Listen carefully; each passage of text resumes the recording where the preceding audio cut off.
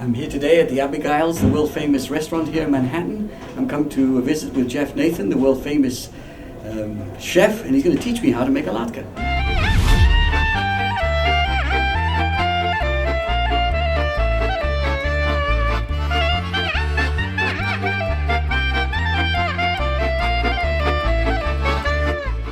All right, Rabbi Pearl, we're here. Thank you, Chef. Thank you. You've told me you wanted to cook latkes. All my life I wanted to know how to make some real good latkes. Now you're teasing me. I know that you know how to make a latke. Do I look like it? You look. What I'm a dressed upon. You're the latke chef. I like it. That's what it is. I'm going to show you my version of how I make a latke. And when I make a latke, I like to keep it simple. I like tradition. I like it classic. You can do any variation you want to this. It's like making a chicken soup. You could turn it into 20 soups. But personally, for me, a latke is a latke. I like a classic latke. I want to taste the potato. I don't want 20 ingredients inside of it. I want to taste the potato. I want to make my bubby when she served me latkes, and trust me, she didn't reinvent it with wasabi and things like that. Oh, let's go. So here's what we do. Well, first we peel a potato. Okay. So I peel the potato, and what kind of potato? Tell me what potato you use. This is going to be a quiz to you. Idaho. Right, or a russet potato. Okay. It's got a lot of starch, so that's why you want to use that. So if you have a food processor, of course you want to do that, but we're only making a little bit here. I feel like it's basic. I'm making Right? a terrain here. Exactly. So we're going to grate some potato, and when I grate the potato, what happens with potato after you grate it? It starts to discolor a little bit. Discolor. So how do you keep it from discoloring? I have no idea. Yes, you do. You're looking at that onion. Oh, over onions, there. onion, okay. You know that. Oh. So what I do is I alternate with a little onion. They never taught me that in yeshiva. No? No, what can I tell you? And what the onion does, it has acid in it, and acid keeps it from discoloring. So basically, you just keep doing it. Why are you alternating? Is there a reason to alternate? Or Because that first part of the potato that I put in will start to discolor right away. You right away want to cover it up. Exactly. So once I add a little bit of onion to it, I don't have to worry about that. Now I usually take one large potato or two large potatoes to one egg, and then a little bit of onion. You know, after a while, you just do it by eye and feel. And that makes one latke or makes No, you're going to make a bowl. There's no measurements here. Let me ask you a question.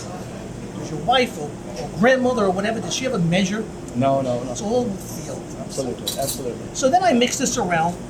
There's a little liquid on the bottom. Some people, they take this liquid and they discard it. I don't like to discard it. I like the liquid's flavor. So I either use matzah meal or flour. What do you like? Matzah meal. Matzah meal's for the more Jewish traditional one. Flour also works well too. And that creates the bind? Exactly. That creates the bind, and I don't use a lot.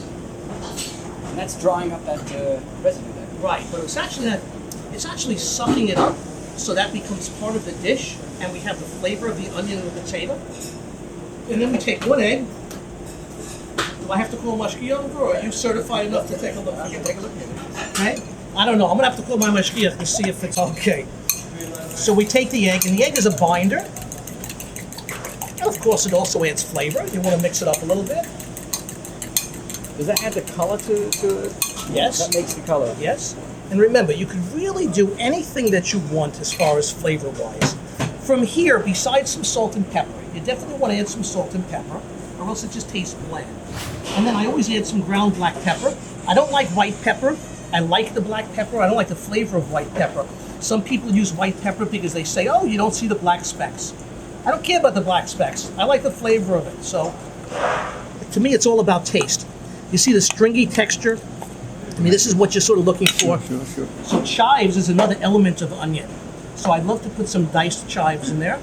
It's still in the onion family, but it has just another unique flavor, and it has a beautiful color to it. Will we be able to see those onions later on? Yes, definitely, you will. And then I like to add usually a little bit of fresh herbs or fresh oregano.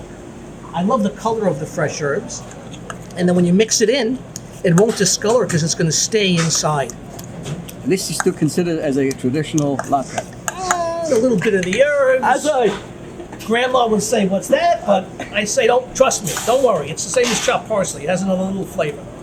Now you cover this with plastic, and then you leave it in the refrigerator. It's good for about a day. So now we have some batter that's over here that we let rest.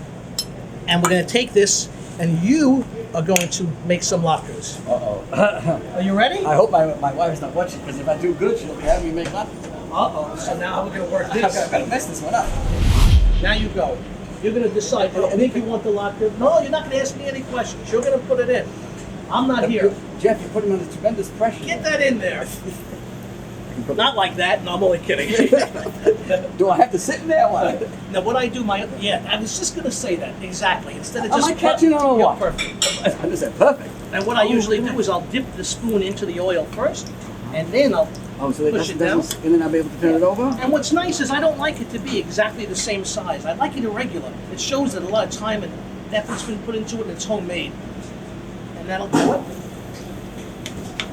You notice how it sticks together? It's nice. Some people like them really thin and crisp. Other people like them a little meatier. I actually like them all. Doesn't matter to me. I like them all different ways. There's 3 in here, Jeff. Abraham, Isaac, and Jacob. And basically, we want to just take a look. To me, I wouldn't turn it yet. It's not golden enough. This one's getting close. I do a little sneak test. You like it like this? A little dark. Just a touch darker, right? And you know what's interesting about a latke? It's very forgiving. So if it's too dark, trust me, I'm going to eat it anyway. And if it's not dark enough, I'm still going to eat it. The most important thing, Jeff, of course, is the miracle of oil. Yes. It lasted for 8 days. Will these last for 8 days? If you don't turn them, they're not going to last 2 minutes. A quick trick I want to show you. Please. Whenever you're working with hot oil and you turn something, what you do is you hold it towards you, the oil stays here, and you flip it away. Now, if you flip it away, that means if it splatters, it's not going to get on you. Hopefully, it'll get it'll get on someone else who you don't like. So basically, now at this point, either you throw them in the oven for a minute or two. Like at this point, it's the afternoon, and you cook the latkes, you lay them on a tray, and then now you're ready to serve the people in about an hour. So you put the tray in the oven to reheat them. So you can line up. Just again, it can make it very simple. You can line up the latkes like this. Put a little bit of applesauce on the side. I always like a little bit of cinnamon, not a lot.